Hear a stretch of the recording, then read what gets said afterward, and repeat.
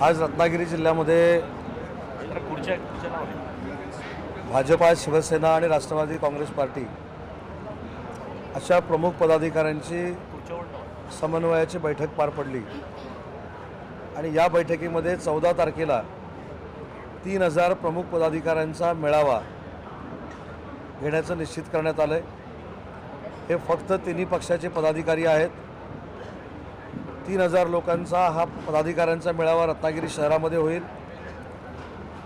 या मेळाव्याला व्यासपीठावरचे सगळे ज्येष्ठ पदाधिकारी उपस्थित राहतील। ही जी समन्वय समितीची आज बैठक झाली, या बैठकीचे 3 समन्वयक जे राज्य स्तरावरून नेमण्यात आले, त्याच्यामध्ये आमदार शेखर निकम सर, प्रमोद जठार साहेब आणि सदानंद चव्हाण साहेब हे 3 प्रमुख समन्वयक आहेत। तालुका स्तरावर देखील समन्वय व्हावा यासाठी समन्वय समिती आता घोषित केली जाईल येत्या 8 दिवसामध्ये आणि जिल्हा परिषद गटनिहाय, विधानसभा मतदारसंघनिहाय देखील आमचे आता मेळावे होणार आहेत। मिशन 48च्या अंतर्गत या बैठकांची आम्ही सुरुवात केलेली आहे। सगळे एक दिलानं काम करतील, एक दिलानं खासदारकीचा उमेदवार जे नेते मंडळी देतील त्याचा प्रचार करतील आणि दोन्ही मतदारसंघामध्ये म्हणजे रत्नागिरी सिंधुदुर्ग मतदारसंघ आणि रत्नागिरी रायगड मतदारसंघ या दोन्ही मतदारसंघाचे खासदार हे फार मोठ्या मताधिक्यानं महायुतीचे निवडून जातील आणि मोदी साहेबांना पंतप्रधान होण्यासाठी ताकद देतील। काँग्रेसच्या नेत्यांनी राम मंदिराच्या मुद्द्यावर बहिष्कार टाकलेला आणि ते या राम मंदिराच्या उद्घाटनाला जाणार नाही असं भूमिका त्यांनी घेतली। पहिल्यापासून महाराष्ट्रातली जनता, देशातली जनता ही काँग्रेसला ओळखते। राम मंदिर होऊ नये हाच काँग्रेसचा अजेंडा होता। आज राम मंदिर झाल्यानंतर राम मंदिराचं आमंत्रण न स्वीकारणं हा संपूर्ण देशवासियांचा अपमान आहे आणि म्हणून आम्हाला जे काही सो कॉल्ड नेते गद्दार म्हणतात त्यांनी याचं उत्तर दिलं पाहिजे की जो काँग्रेस पक्ष राम मंदिराच्या निमंत्रणाला नाकारतो, जो पक्ष काँग्रेस पक्ष राम मंदिरावर टीका करतो, राम मंदिर बनवणाऱ्या आपल्या नरेंद्र मोदी साहेबांवर टीका करतो, अशा काँग्रेस पक्षाबरोबर भविष्यामध्ये तुम्ही राहणार आहेत का हे त्यांनी जाहीर केलं पाहिजे। आणि गद्दारी आम्ही नाही, गद्दारी हिंदुत्वाच्या विचारासाठी कोणी केली हे आता सिद्ध होईल। आणि वंदनीय बाळासाहेबांचा विचार काय होता की राम मंदिर झालं पाहिजे, 370 कलम हटवलं गेलं पाहिजे, हे दोन्ही स्वप्नवत असलेले जे काय कामं होती ही नरेंद्र मोदी साहेबांनी केली।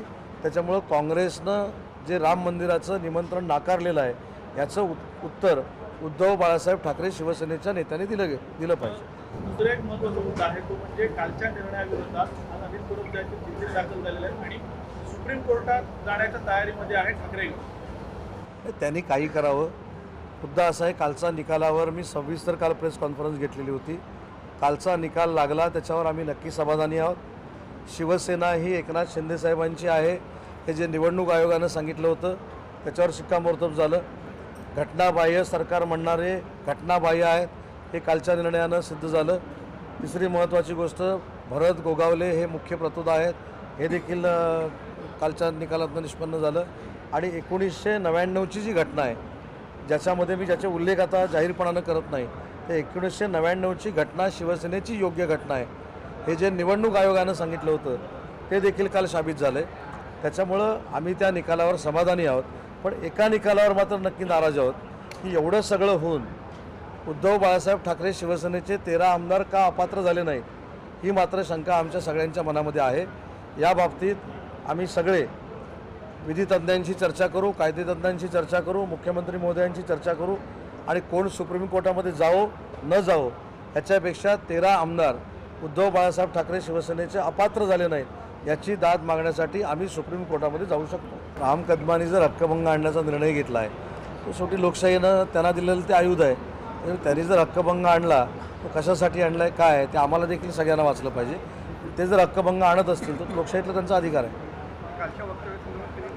ठीक आहे ना, मग मी जसं मंत्री आहे, योगेशजी जसे आमदार आहेत, जसे आमचे अधिकार काही आयुधाने आम्हाला विधानसभेमध्ये दिलेले आहेत तसं राम कदमांना दिलेलं आहे। तसं राम कदम ते जर आयुध वापरणार असतील तर हक्कभंग समितीकडे ते जाईल आणि हक्कभंग समिती काय करणार आहे हे मी पत्रकार परिषदेमध्ये कसं सांगू शकतो, तो समितीचा अधिकार आहे। संजय राऊतांनी टीका केल्याच्या संदर्भातला प्रश्न आहे का मिसिंग होती आणि यावेळी तुम्ही असं म्हटलंय की एका पैमानानं चोर लफंगेने पाकिस्तानाच्या निकालाचं वाचन केलेलं आहे. मग याच्यामध्ये काही नवीन नाही.